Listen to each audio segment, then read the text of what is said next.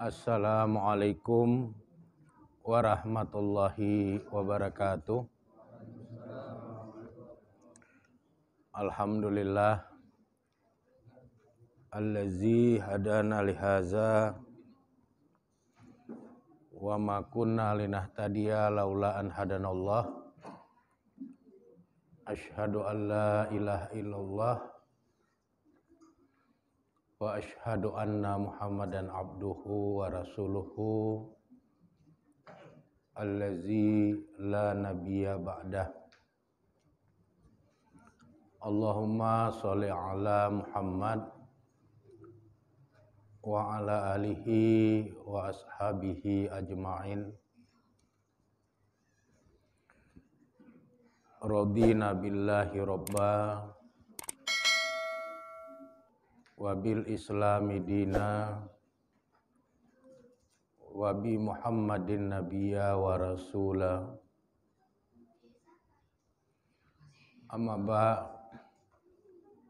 yang saya hormati bapak-bapak dan ibu-ibu serta anak-anak kami yang dirahmati oleh Allah Subhanahu wa taala. Puji dan syukur kita sampaikan kehadirat Allah Subhanahu wa taala yang telah menganugerahkan berbagai macam nikmat di dalam kehidupan kita,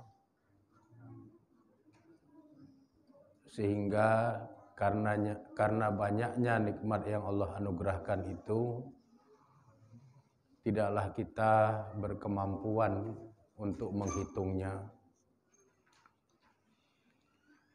Dengan demikian, mudah-mudahan kita menjadi abdus syakur, hamba yang senantiasa mensyukuri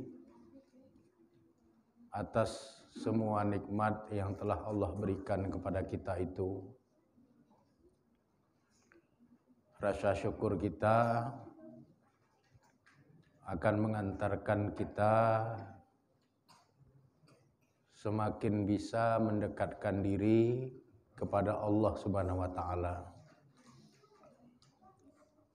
Selanjutnya salawat beriring salam tidak henti-hentinya kita mohonkan kepada Allah Subhanahu wa taala agar tercurahkan kepada Rasulnya Nabi Muhammad sallallahu alaihi wasallam beserta keluarga, para sahabat dan semua pengikut beliau yang setia hingga tegaknya hari berbangkit kelak. Materi pengajian kita pada malam hari ini berkaitan dengan nasihat yang disampaikan oleh Nabi Muhammad sallallahu alaihi wasallam kepada para sahabat pada bulan Jumadil Akhir tahun ke-8 Hijriyah. Pada saat itu Nabi berada di Masjid Quba. Bapak-bapak dan ibu-ibu serta anak-anak kami yang dirahmati oleh Allah Subhanahu wa taala, nasihat Nabi sallallahu alaihi wasallam yang diriwayatkan oleh Imam Al-Hakim di dalam kitab beliau Al-Mustadrak ala Sahihain dari Abu Hurairah, Nabi bersabda, "Iza a'zomat ummatid dunya," apabila umatku itu telah lebih mengagungkan dunia, nuzi'at minha, maka dicabutlah darinya, yaitu dari umatku itu, haibatul Islam, kewibawaan Islam.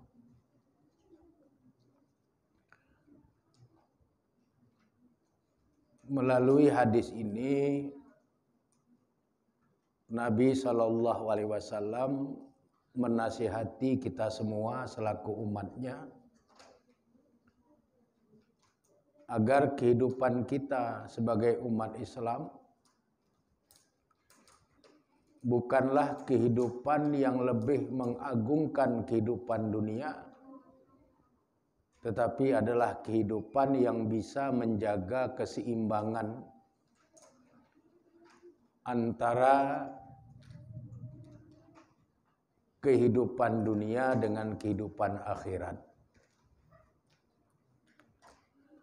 Kita dipersilahkan untuk mencari dunia, tapi jangan mengagung-agungkan dunia, kemudian mengabaikan persiapan amal soleh untuk kehidupan akhirat. Kalau umat Islam, kata Nabi, sudah mengagung-agungkan kehidupan dunianya, maka yang akan terjadi adalah nuzi'at minha haibatul Islam. Allah akan mencabut dari umat Islam itu haibatul Islam, kewibawaan Islam. Jadi Islam akan kehilangan kewibawaannya pada saat umat Islam itu lebih mengutamakan kehidupan dunianya daripada mempersiapkan kehidupan akhiratnya. Karena Islam mengajarkan agar kita menjalani kehidupan yang seimbang antara kepentingan-kepentingan dunia dengan kepentingan-kepentingan untuk kehidupan kita di alam akhirat. Syekh Abdul Qadir Al-Jilani mengatakan di dalam kitab Fathur Rabbani, janganlah kita menjadikan titipan yang ada di alam dunia ini sebagai hak milik. Dan jangan pula kita menggunakan titipan yang ada di alam dunia ini sebagai sarana untuk bermaksiat kepada Allah.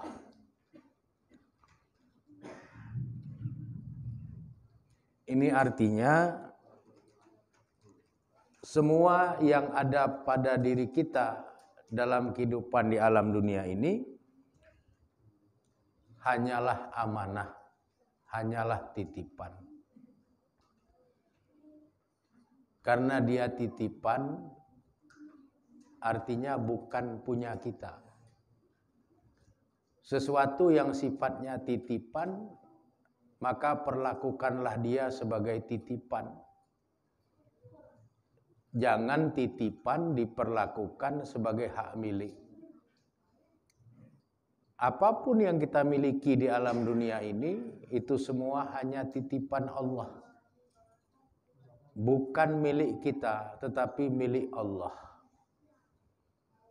Oleh karenanya, janganlah kita mengagung-agungkan kehidupan dunia, lalu berlalai-lalai dalam mempersiapkan kehidupan akhirat kita.